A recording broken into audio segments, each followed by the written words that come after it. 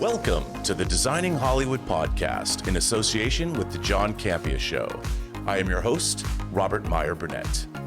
Today's episode is sponsored by Julien's Auctions. This is something new for Designing Hollywood, and I am very excited to get into this. You know that moment when the lights dim right before your favorite band starts playing, or that feeling right before the credits roll on a movie that changed your whole world in an instant?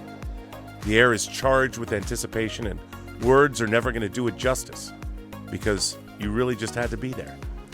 Julien's brings those moments back into your life through iconic artifacts and one-of-a-kind collections. Whether collaborating directly with artists, partnering with legendary estates, or working closely with discerning collectors, Julien's Auctions make pop culture with the promise of discovery and reconnection. From Elvis Presley, Marilyn Monroe, and Ringo Starr to Lady Gaga, Banksy, and Kurt Cobain, from Los Angeles to the rest of the world, Julien's Auctions is where originals find their kind.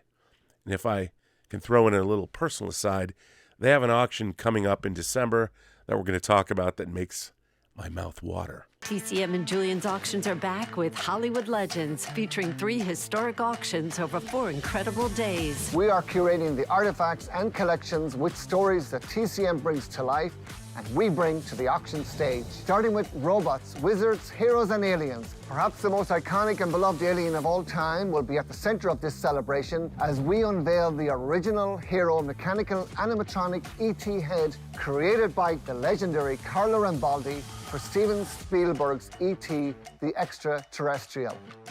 This sale will also feature one of the most famous and legendary robots of all time, the B-9 robot from the pioneering science fiction series of the 1960s, Lost in Space. One of the wizards featuring prominently in our highlights is an original green match special effects headmaster's robe worn by Richard Harris as Albus Dumbledore in the film Harry Potter and the Chamber of Secrets. Another of the biggest Warner Brother film franchises of all time is represented Batman. We are thrilled to present a gorgeous and newly restored full Batman costume worn by Michael Keaton in Tim Burton's Batman Returns. Why are you dressed up like Batman?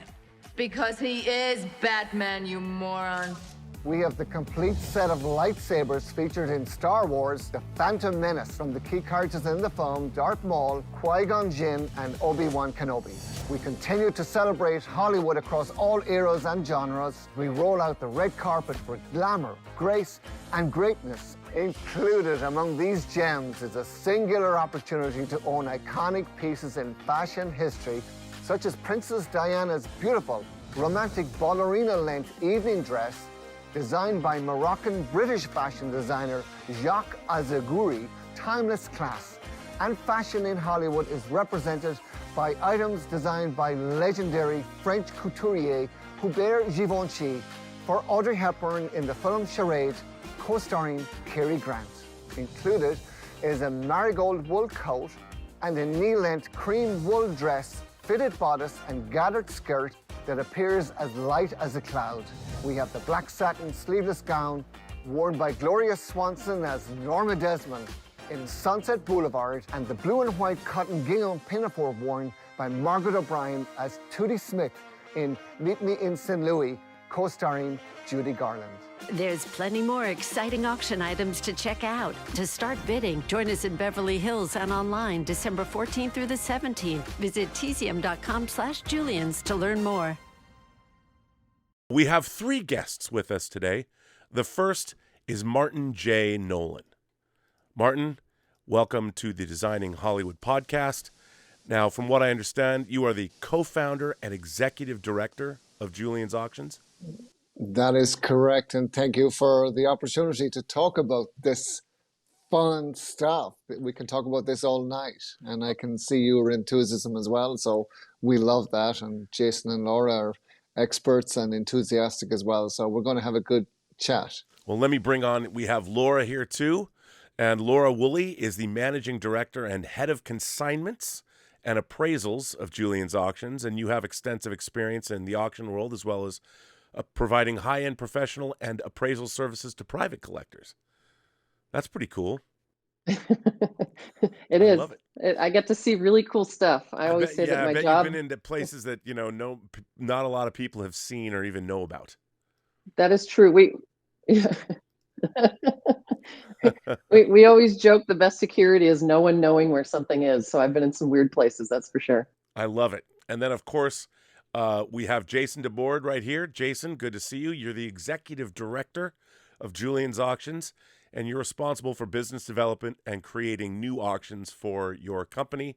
And you have an emphasis on Hollywood and rock and roll.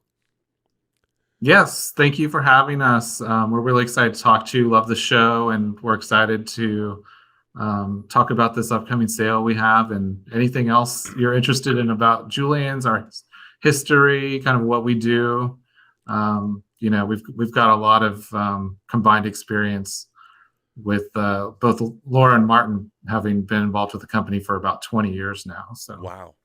Well, I think to start with, Martin, I'd ask you. I mean, I've noticed there has been a tremendous surge, I think, in an interest in Hollywood, rock and roll, pop culture memorabilia in general. And we've seen over the last 20 years, we've seen Paramount had a massive Christie's auction where they auctioned off all of the Star Trek stuff.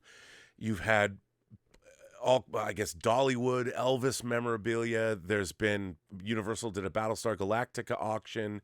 We recently saw Greg Jean, the great Greg Jean, who had built miniatures for things like Close Encounters. He was also a collector, and he auctioned off. He passed away, sadly, and his collection was auctioned off. But I wonder, Martin, if you might talk a little bit about what is it about owning a piece of history, owning a piece of a motion picture.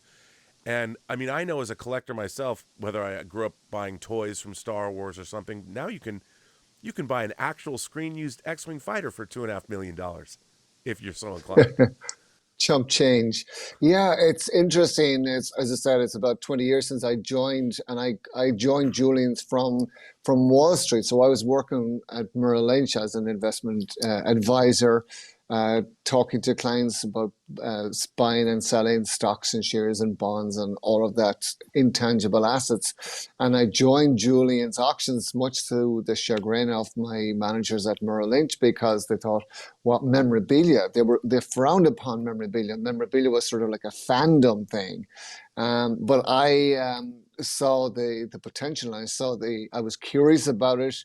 I love the connection, what these objects represent for people from their favorite movie or their favorite star that they adore, and items that become available at auction are, that connection. They're the tangible conduit, the tangible item that is actually tells the story. And I think that's what people are buying. People are nostalgic, and they're looking back to a time in their lives when they saw that movie, when they graduated college, or they met their wife, or they got engaged. Some event in their lives centered around an event, or a movie, or a show, or something that they saw. And now they're at a stage in their lives where they have the wherewithal to actually own the toys. And also what's interesting now is that this is just not fans. These items now are an asset class. People look upon these as a form of investment, part of your investment pie, where you have art and your real estate, insurance, your stocks, etc. You can also have collectibles, sort of an alternative investment. But of all the items in your investment portfolio, the collectibles are going to be the coolest, most talked about, fun item that you will own. And if it's a guitar, or it's an outfit, or a sword, or a knife, or whatever it is that you love and that you have in your collection, that'll be the fun item when you have a dinner party, an event with friends or family, or if you have it in your place of business.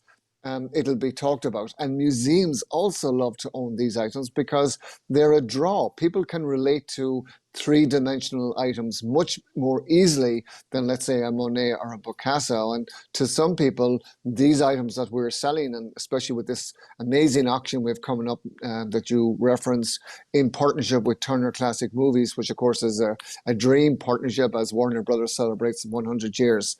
But yeah, this is definitely a fun industry. It's a growing industry, and we see more and more people getting involved, especially with the technology and with julianslive.com, where people all over the world can be a part of our auctions. Live streaming video, they can see and hear the auctioneer. They can participate by just clicking the button on their iPhone, their iPad, their laptop computer, and bid against people bidding in the room or on the phone and take home something really cool. And probably chances are in years to come, you will sell it for more than you pay for it today. Absolutely. Well, Laura, I guess you'd be the Indiana Jones of this, you're going to places, you're journeying to places, you're finding things, uncovering the best of the best. What does that entail, and what makes a great piece to auction off? What are you looking for? It's funny you say that. I actually did spend 2 seasons on an archaeological dig in Cyprus, but this is a different kind of labor. That is backbreaking hard labor. I think what's interesting is when you're going through people's collections or through warehouses full of stuff, oftentimes we are brought in and have to kind of walk through and help advise people on what's going to connect with buyers. And to be honest, it's a little bit of a crystal ball, but I think if you have an awareness of obviously the key pieces, the key props, everyone wants the hero prop, the thing used by the actor on screen, not the stunt double, not the photo double. So there's a certain level of discernment, but I always say that the longer I have to explain to you why it's cool, the more the value goes down. Right. So if I can look at you and say ruby slippers, Maltese falcon, rosebud, enough said. That's all I have to say, right? But the minute you keep talking, and I've heard people say, especially with musicians, like, well, aren't the songs that were never published worth more? And it's like, no, because nobody wants they want the Mona Lisa. They don't want the unfinished painting by Da Vinci that they've never heard of. They want the thing that they can, as Martin was saying, we often say we're in the business of selling stories. And our stories mean something to people. And so the more you have a little piece sitting on a shelf in your home, you have a dinner party and someone says, hey, what's that? And you have a nice, neat little story to tell them. Oh, let me tell you what that is. That's the kind of piece that we know is going to sing. And those are kind of no-brainers in our business. There's certain obvious things. Obviously, maybe an X-Wing fighter is like the Picasso of the 21st century for generations coming up right now. And I think, honestly, the generations are valuing their history faster than the previous generations, where we look at, it took, for instance, 20 or 30 years for the Beatles market to really blow up. In the 80s is when it really started to happen. Now we're seeing people buying things while the artists are still active. I mean, Lady Gaga's things are already selling. Films and television shows are wrapping, and at the end of the show, things are already selling. When Breaking Bad ended, the Leaves of Grass volume, I think it was the day the show ended, went up and sold for over $60,000. So that the speed with which we're seeing everything kind of accelerate. And I think a lot of it's to do with what Martin was saying. Engagement is key, and the younger generation's very hip to technology. And that's allowed us to make things much easier for people to discover, to bid on. And again, as Martin said, on julianslive.com, it's so easy to register now. It's not a very complicated process. You can do it all from your iPhone. Right. So you stumble upon something on social media, you click on it, you go, you leave a bid. It's that easy. Well, Jason, you're developing, I noticed that one of the cool things when you go to the Julian's Auctions website, there's a bunch of different kinds of auctions, whether it's rock and roll, the movie auction you have coming up in mid-December, the 14th to 15th, is incredible.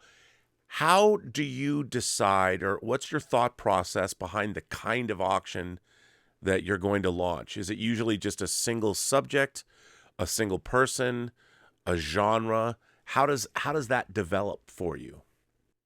Yeah, I mean, we're always kind of reaching out to different individuals, collectors, estates, principals from, like film, television, music artists.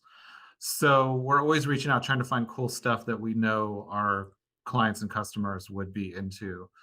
And every day is different at Julian's Auctions. And that's why I love working here. Like, we get to handle and sort of research and sort of go deep into the history of a lot of very cool items that most people will never get a chance to see, even if you go to, a big museum or something. We're dealing with this stuff every day, and it's always changing. So for us, we're always building auctions. Like, we've got our Hollywood auction up now. We've got our Dusty Hill auction that's happening next week from ZZ Top. But in the background, we're always building into next year. And, there's always a lot of cool things happening. Obviously, we can't talk about things until we announce it, but we're always sort of looking at what's going to capture people's imagination, and also reflecting back on what we've done in the past and looked at what has been successful, what's really, gotten a lot of people involved. And sometimes, we do big multi-consigner Hollywood auctions and music auctions multiple times a year, but then we have the single owner sales, whether it's someone that's passed or someone that's still with us, like we did the Betty White estate. And that brings out fans of all ages, because she's someone that just touched everyone. She was always relevant. She was always hip. And she had like a really long history of very cool projects that she was involved in. But we also work with people like Janet Jackson. And those auctions are fun because they bring out the fans. So it's people that typically have never participated in an auction before. So it's all completely new to them. It's exciting. Whereas the multi-consigner sort of recurring auctions that we have, like Hollywood and music, we have people that look forward to that every few months when we announce those.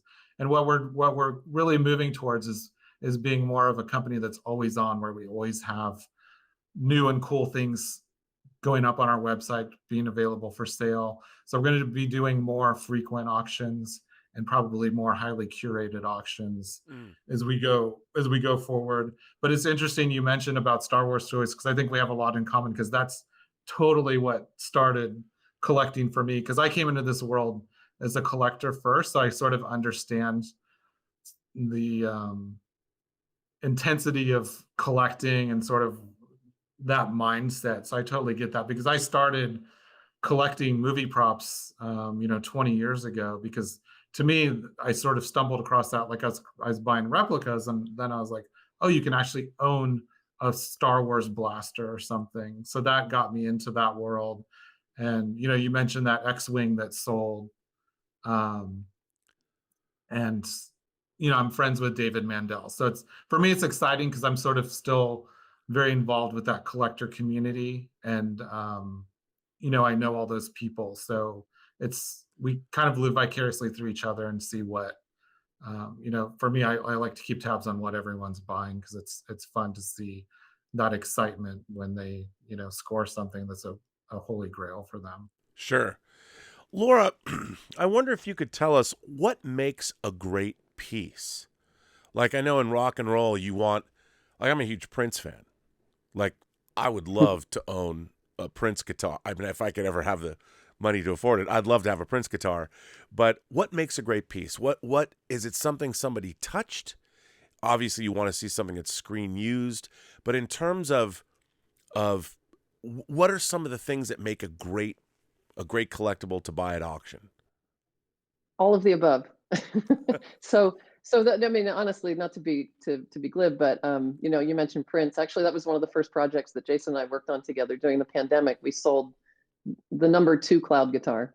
Yeah. The number 1 is at the Smithsonian, and Martin actually had to take it into Beverly Hills during the height of the pandemic to have it an MRI scan done of it. So I showed up with a guitar, and they were very happy to have the business.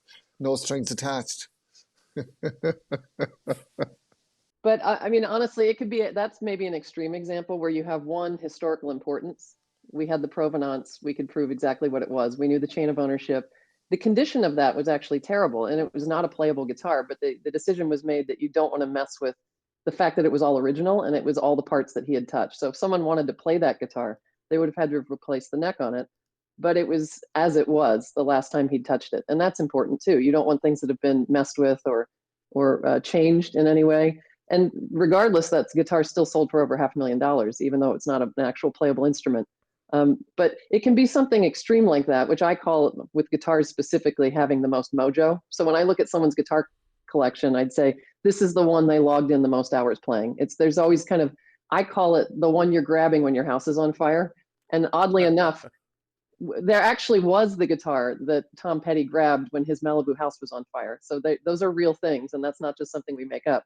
But then you have everything down to something very simple, and we see this all the time, where there's a lovely person who will come to a big auction that goes on for 3 days, sit in the room, and put up their paddle, hopefully on lot after lot after lot, and not be able to afford something. And they're just desperate to own something. And to them, it's just the ability to participate and have something. For instance, I'm sure you remember who I'm talking about, Martin, the woman at the Marilyn Monroe sale in 2005, who at the end of 2 days, this poor woman had sat and just desperately wanted something, was almost in tears. She finally got something. And the entire room erupted into applause for her because they were so happy for her. And to be honest, for her, it wasn't the thing. It was just she wanted anything that connected her to Marilyn. So it can be as, the best, most historically important, screen used, instantly recognizable prop like a pair of ruby slippers, or it could just be anything that someone was able to get that made them feel good. And we're not immune to this, even though we're in this professionally. I have personally actually wept when I've gotten my hands on a piece that I desperately wanted for years. And the day I finally got it and looked at it, it like welled up with tears. I was so happy to have it. So I fully understand that. It's an emotional connection people have to these things. And that's what we hope for. And we just hope to make it easier for them to be able to get those things that they want. Because it's kind of like making magic happen when you get to touch a tangible thing that connects you to something that meant a lot to you as a child. Or a lot of people have family memories, so we might not even know the importance to them. We had a buyer at our Cher auction who took a mortgage out because he had a memory of watching this particular episode of Cher in this particular dress with his grandmother who had passed. And so, sometimes you don't even know what it is, but it's all over the map, to be honest. I think a lot of people might find this world something that they would be interested in, but they are intimidated by it. Talk a little bit about anybody can become a collector, or anybody can go into this auction world. You don't have to be Gordon Gekko. You can start somewhere. How would you suggest that somebody who's interested in starting to go after these kinds of collectibles, how can they begin, and what is the process for them? It's really easy, and especially at Julien's, we're all inclusive because we represent the entertainment world. So it's like if people go to a show or they go to a movie, they want to be entertained. The auction is sort of the end game of that show or that movie, and so we want that entertainment factor to resonate throughout the auction experience. So it's not like a stuffy environment where it's money people that show up. Most of the items that we sell are below $3,000. So that'll give you people an idea that $3,000 is within range of a lot of people out there that could afford something. And I always say, buy something because you love it, even if it's a piece of art or whatever. Love it, because if you're going to have it in your home, you're going to be living with it, you have it in your office, wherever you choose to have it, you want to like it, because chances are it will appreciate in value. But if not, at least you've bought something that you're enjoying. And that's my number one lesson to people. But to us here at Julien's, what we love and we get energized, and Jason and Laura, I know, will agree with me on this, is we get the energy from the people, and we see the emotions, and we remember that lady in 2005 who was bidding on the Marilyn Monroe item. We still remember her vividly to this day, and the reaction from everyone in the room with a standing ovation for somebody who didn't have a lot of money but wanted something and got something. And so we take exhibitions, we go to Japan, we go to China, we go to Europe, we had a big auction in Nashville last week. We're in Dallas right now with Dusty Hill from ZZ Top. And that's an incredible exhibition, and people are just coming through the door, taking a trip down memory lane, seeing some really cool, fun, whimsical items, intrinsically valuable items as well. Great costumes, great guitars, an amazing life and career represented in that auction gallery. And the auction takes place next week, December 7th, 8th, and 9th. And I think we'll set some new records, including that 1953 precision bass, Laura, that you talked about. That is the guitar that was in Dusty's hands more than any other guitar, and he has hundreds of guitars, and he bought it in a pawn shop in Dallas for $70 and they threw in the case. So, but that's all a part of the story. That's what we're selling. The guitar itself is a nice vintage guitar, but you weave in Dusty Hill, Billy Gibbons, and how they got it, and then its journey. That's the story we're telling. The guitar just is the item that tells the story. That's what people are buying, and that's what we're selling. And it just continues to increase. And younger generations, even though they're sort of less inclined to be buying or acquiring stuff. At the same time, because of technology, they'll see it on Instagram, they'll see our TikTok videos, Facebook, whatever, and we make it very easy for them to land on julianslive.com and click a button and place a bid. And then they get the bug, because if we get people in and people do get the bug, the auction bug, it's an adrenaline rush. And if you're bidding against someone in the room, the emotion, your egos, wallets going against egos, we love that. And items selling for huge money. And Kurt Cobain's guitar is an example that from MTV Unplugged we sold for over 6 million. Marilyn Monroe's dress when she sang Happy Birthday President Kennedy, 4.81 million. Kurt Cobain's Levi jeans last week set a world record for $412,750 for a pair of jeans with torn and holes and patched and all that. But again, it's the story, it's the history, and it's who wore them. Yeah, totally iconic. Well, that said, Jason, let me ask you, you have a very exciting auction coming up for our audience. I think would love it. You've got props and you've got items from science fiction, fantasy, comic book films, both DC and Marvel. You've got an E.T. head. You've got robots from the black hole. You've got Tweaky from Buck Rogers in the 25th century. And, of course, this podcast is from costume designer Marilyn Vance. You have the Rocketeer helmet, and she was the actual costume designer on that movie. Yeah, I mean, I think Marilyn's kind of she's worked on so many amazing films. And interestingly enough, when I first started collecting original props and costumes, I didn't have a lot of money, to go back to your question, like how do you get started? And I picked a movie that no one was particularly interested in, Mystery Men, and I bought like a lot of the costumes for not a lot of money, but I ended up reaching out to Marilyn because she did the costumes for that movie, and it's just some nobody collector that was just starting like 20 years ago.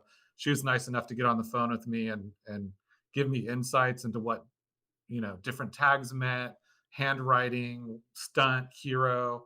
Like, she was amazing. So it's great because we come across a lot of things on films that she worked on. But with this sale, we're doing things a little bit differently with this Hollywood sale. We've sort of been evolving to really tailor what we're doing to our customers, to our buyers. And this time we're actually doing an evening session with Hollywood, which is the first time we're doing this. So the first day of the sale is actually going to be an evening sale. It's 95 lots, and it's all really amazing stuff. I mean, all the really iconic films of like the last 30 years from Star Wars. We've got like all three major lightsabers from the Phantom Menace. We've got hoverboards. We've got the Mattel hoverboard. We've got the Pitbull hoverboard. We've got a full Batman suit from Batman Returns. One of my favorite little mini collections in the whole sale is we've got some original Tim Burton paintings from early in his career that came from his producing partner. This was even before, Pee-wee's Big Adventure. Like, it's really stunning stuff. We've got the B9 robot, which is just one of the most iconic sci-fi pieces of all time, and that sold 20 years ago for $250,000. And we're really interesting to see what happens this time, because even a replica of that robot sold recently for that much. So we've got big expectations on that one. We've got a Zuni doll. So if anyone knows what the Zuni doll is, Trilogy of Terror. Super rare. And that came from someone that worked on the film and worked with the director. So we're really excited about that. We've got all kinds of, really cool vintage classic sci-fi stuff from the 50s and 60s, like models, costumes that just don't come up very often. But we've got just a whole array of all kinds of things. Even as we get into the classic Hollywood stuff and more contemporary drama, comedy, things like that. One of my favorite things is we've got Carrie Bradshaw's laptop from Sex and the City. There was only 2 that were used in the series. The other one's in the Smithsonian. So it's really an opportunity for people to get really rare items. And what I'm very excited about is we're doing a whole day of auctions surrounding the Big Lebowski. So we're working with the storyboard artist, J. Todd Anderson, and we've got literally every storyboard from the film except for one that he kept but he worked with the Coen brothers, and he's worked with them since Raising Arizona. And he storyboards the entire film with them before they shoot one scene. And the artwork is magnificent. It has so much character. And we did an auction earlier this year with storyboards from Die Hard that really blew up. So we're really wanting to work with storyboard artists, because it's sort of one of those unsung art forms in the industry. And I mean, a lot of this work is really fantastic, and people don't see it because it's production work. It's not something you see on screen, but we'd really like to continue working with storyboard artists and really, really build this into a new category, like a new collectible category, and celebrate these artists that are really important to the process of filmmaking. I gotta say, maybe I would be the only person in the world that's as excited about one of the things you're selling, and it's not. I don't think anybody but me would get this excited about it. But you have, from the movie Destination Moon, the atomic Luna spaceship. And now I'm a huge George Powell fan. When I was 5 years old, my favorite movie was War of the Worlds. But the quadrilogy for me was Destination Moon, Conquest of Space, When Worlds Collide, and War of the Worlds.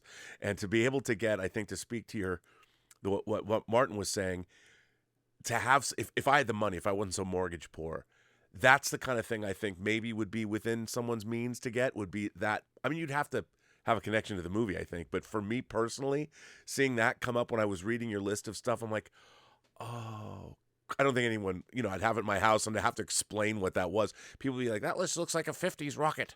Auctions are so unique because if you participate in them, whether you're online anywhere in the world, that's the thing. Like with Julien's, you can bid online and watch and hear the auctioneer and feel like you're part of it. But when something comes up for auction that has meaning to you like that, and then there's those weeks leading up to the auction where you're sort of imagining like, I could actually possibly win and own this, but there's that, it's almost like you're going into battle because other people are also interested in it. And there's no other way of buying things. It's not like you're going on Amazon and just clicking, Right. and buying something.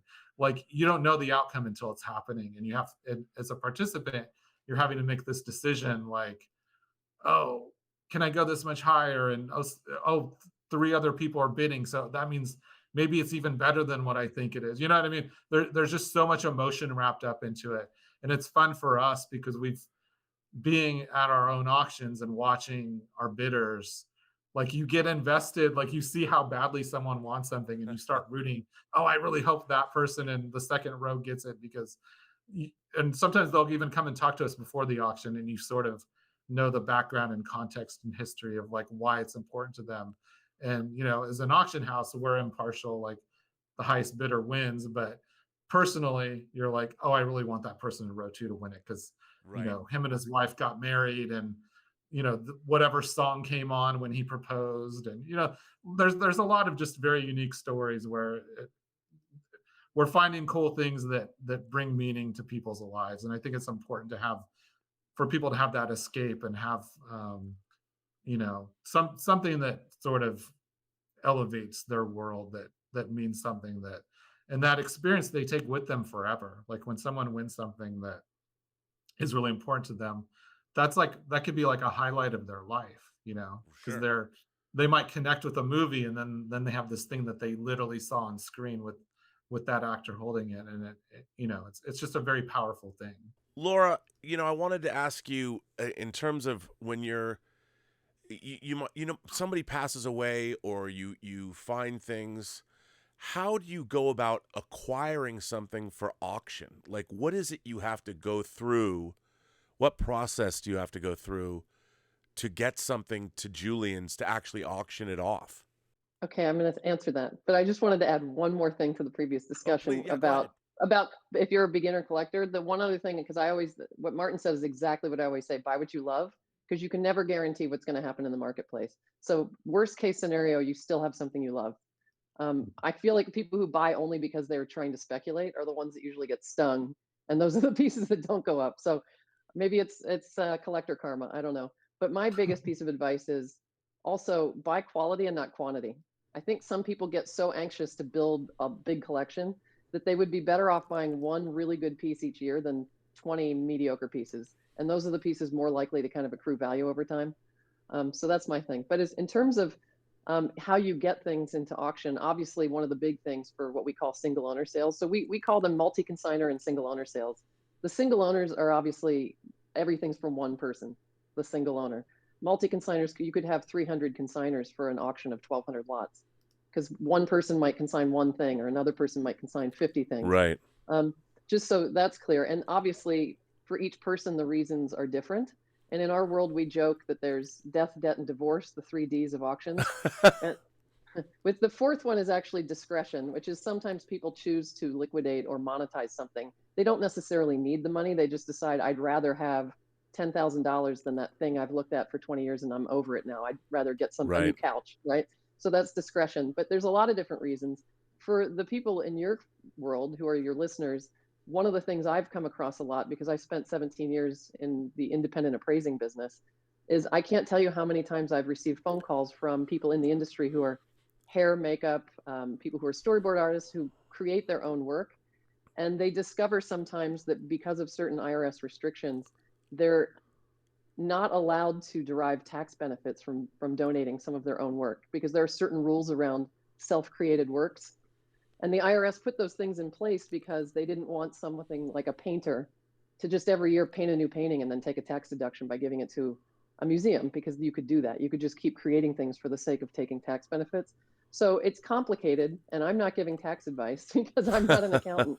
But the people I have worked with, a lot of people in the industry who have things that were, according to their lawyers and accountants, going to be deemed self-created works or work product, are unable to derive. Like, many of them would love to see them at the new Academy Museum or see them. So that's one of the barriers for donations, actually, for museums.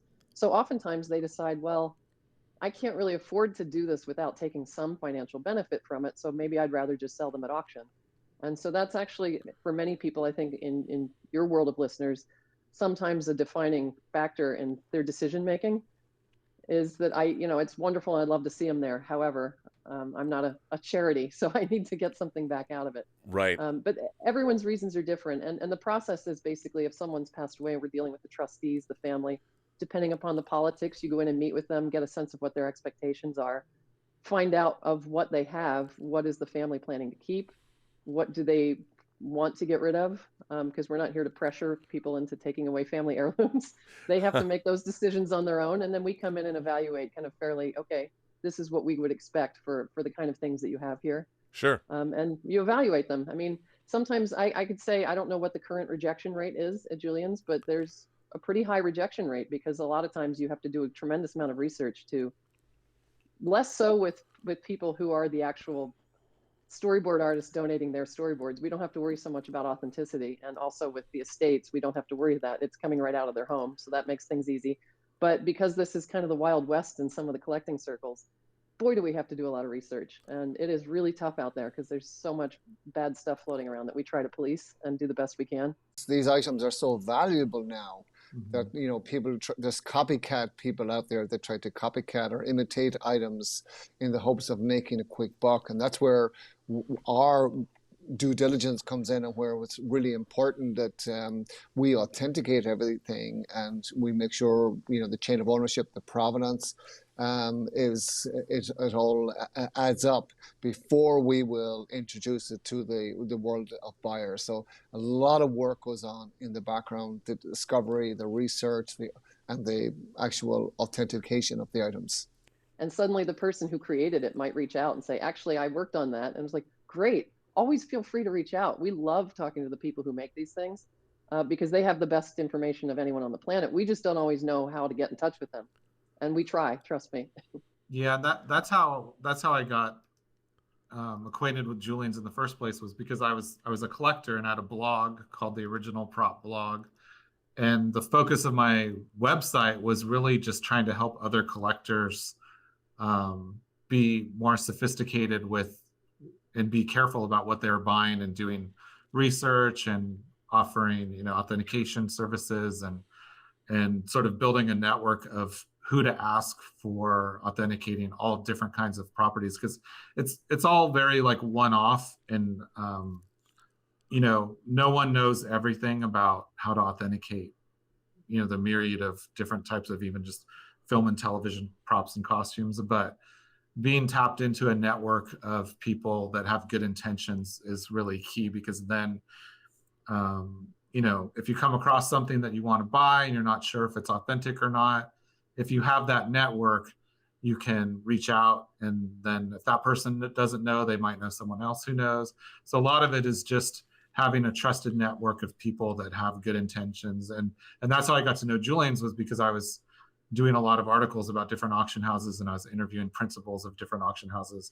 And then I met Darren and Martin, and I was honestly kind of just shocked, because I was like, oh, wow, these guys are actually earnest, and they want to do the right thing and make sure what they're selling is correct. And then once I interviewed them, as they were building more into sci-fi and more contemporary Hollywood kind of genre stuff, they would always ask me if I had any thoughts on it. If I said something that I thought wasn't right, they wouldn't put it in sale. And then, kind of just snowballed from there, my involvement with the company. So we've always, an auction house is only as good as their reputation, kind of their track record. And it's very important to us to always make sure we have really strong faith and feeling behind what we're putting up for sale. So Right. Martin, you came from the investment banking world. I love that you came and then over to this world, which has become, like you pointed out, very lucrative in terms of investing, just like art has become, very lucrative. And now we even have, I keep getting solicitations to buy in, to invest in artworks as almost as a stock option, where you can, this Banksy's coming up and you can buy into this Banksy and you can own part of it. How do you see the auction world developing? Because, Hollywood's only been around for a little over 100 years. It's not like you can buy the Mona Lisa, Da Vinci was painting 500 years ago. So with props, with rock and roll and movies, they're fairly new items. But as the years tick by, they're going to become more and more and more valuable as we get further away from where they originated. How do you Absolutely. how do you see the collectible market, actually the high-end collectible market, becoming more and more appealing to investors? How is that going to work moving forward? So people, we've talked a lot about, buy something you love, but there's also the investment element here as well, which I can see being fairly lucrative, and lucrative in a fun way, as opposed to, looking at numbers on a spreadsheet. If you actually have a piece like that B9 robot, that's not going to lose its value. But I mean, how is this going to evolve for people that might be looking for it as an investment opportunity? Yeah, and we're just in the early stages of these items now suddenly growing up and being considered an asset class. When I left Merrill Lynch 20 years ago, they frowned upon me, it was memorabilia, and it wasn't Sotheby's, it wasn't Christie's, who was Julien's, and now suddenly these items are serious items. They're part of your investment portfolio. And I think if you look back to when the Victoria and Albert Museum in London did an exhibition, 100 Years of Hollywood, and it showcased all the amazing, the Maltese Falcon, Ruby Slippers, Dorothy's Dress, Wizard of Oz, etc., etc.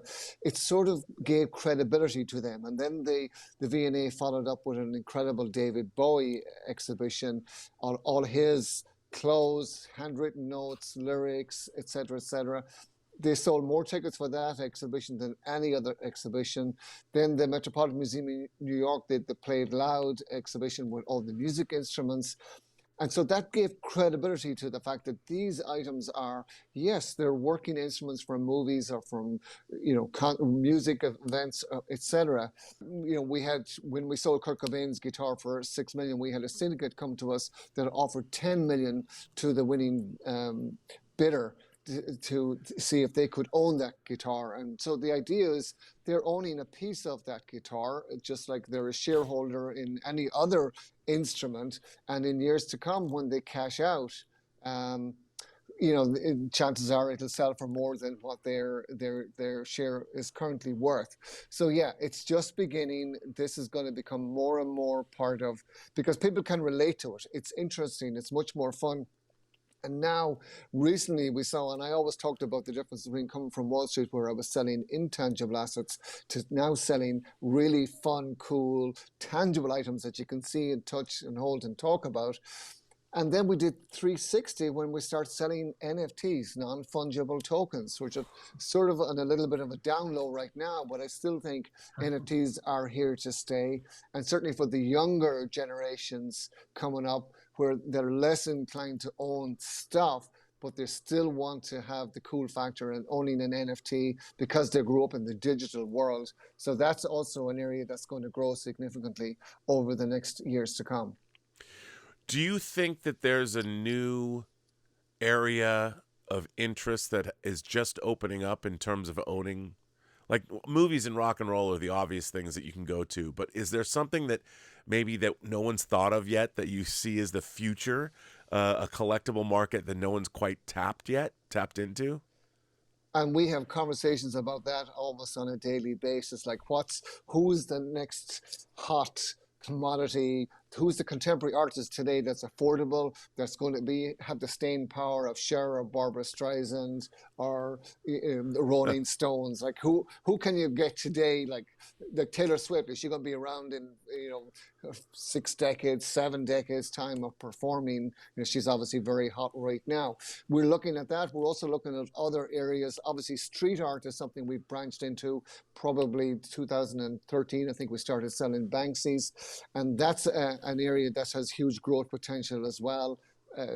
Pop, like street art is crossover into pop culture, if you will. So we see that as a huge growth area. The NFTs, as I said, but this is something where people can relate to, and they're going to continue to be a part of this auction world. And we're also doing luxury and fashion auctions, because fashion as well, and handbags, would you believe, are also an asset class now that people are spending 300, 400,000 for a Kelly Birkin bag, etc., which is unbelievable. But there's only so many come out each year, and already, like when Hermes come out with their line of bags, like there's a limited amount, and when they sell out, the actual value of those bags, the retail value, has probably doubled or tripled right from the get-go. So we're looking at that as well, and where people are spending their money and what interests them and what they can relate to. Amazing. It's just amazing. Now, Laura, I want to ask you, I guess, to as we wrap this up, have you ever gone someplace and you weren't expecting to find something, but you did wind up finding the Ark of the Covenant? Or something that was just so amazing that you were like, oh, a surprise, or something you weren't expecting to find, a holy grail? Yeah. Well, it's funny you should say that because the actual Ark of the Covenant, not the actual like in real life, I mean movie, because I also do Antiques Roadshow in Sacramento a number of years ago. A very quiet guy walked up to the table and he sat down pieces of the Death Star and some other models from Star Wars. And I looked at one of my colleagues who's a total Star Wars fanatic, and I said, hey, I gave it to him. I said, do you want to do this one? Because I know you'd probably love to talk to this guy. And he was over the moon. Oh, yes. And he starts talking to the kid. And it turns out the kid's dad worked for Industrial Light and Magic. Oh. And then he says, but I also have an Ark of the Covenant in my trunk. And we were like, why are you burying the lead? Like, everyone has little pieces of the Death Star. Let's go get the Ark of the Covenant. And so he brought it out, and literally he pulled an Ark of the Covenant out of his trunk, and it was the model that the lighting guys built. It was not used on screen, but when they were testing all of the lighting effects for the ghosts coming out of the Ark in that scene, they needed something to use that was metallic reflective gold. And so these guys used like glue guns and spray paint, pieces of old trophies, and made kind of like a stand-in Ark of the Covenant to use for the lighting stuff. And so, yes, we have unexpectedly discovered the Ark of the Covenant. That's amazing. And Jason, going into this auction that you've got the ZZ Top auction coming up in a few days, and then mid-December you've got this great auction with so many cool pieces from movies and TV shows. If there was one thing that you could find and sell, or what is the one thing that you would love to have Julien's acquire and be able to put up at auction? If you could have anything in the world. Yeah, I mean, because I work for Julien's and Martin, I kind of have to say the ruby slippers or he'll kill me. It's kind of on all of our bucket lists, I think.